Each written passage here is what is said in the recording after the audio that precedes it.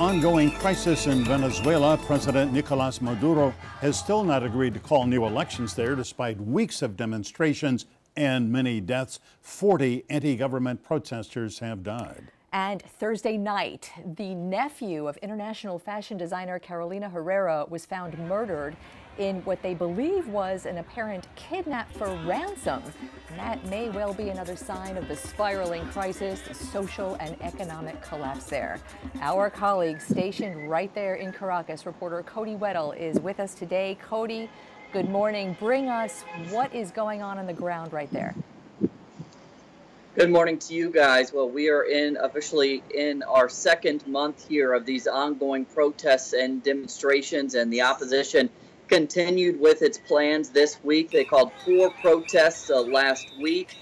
We once again saw significant crowds at those protests.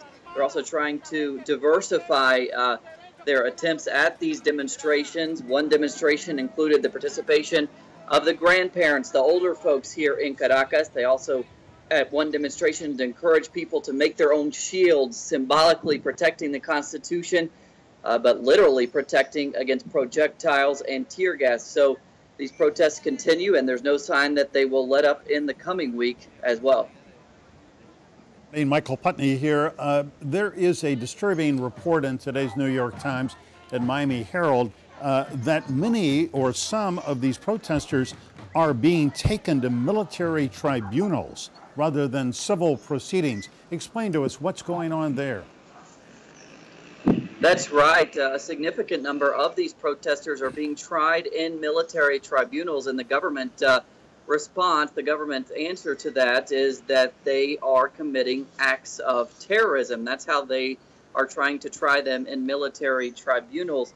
This could be rooted in the fact that the Attorney General here, Luisa Ortega, has been dissenting from the government recently. So the government may fear leaving these protesters in her hands for fear that she may release them or be lenient on them. But a significant number, hundreds of protesters being tried in those military tribunals. You know, Cody, what is going on in Caracas is very much a local story here in South Florida. And right now underway, there are a lot of people donating supplies, medical supplies, goggles for tear gas goggles for people there on the streets of Venezuela. If you know, have you seen that this is making its way to the people there? Are these humanitarian donations, are they getting where they're intended? Have you seen that?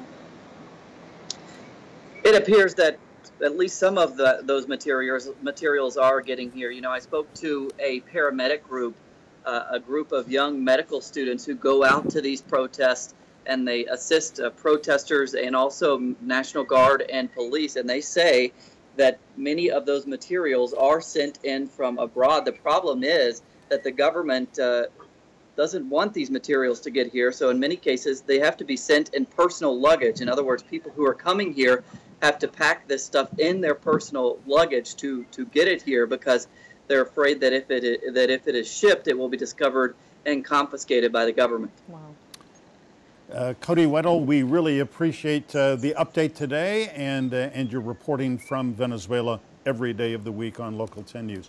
Thank you very much.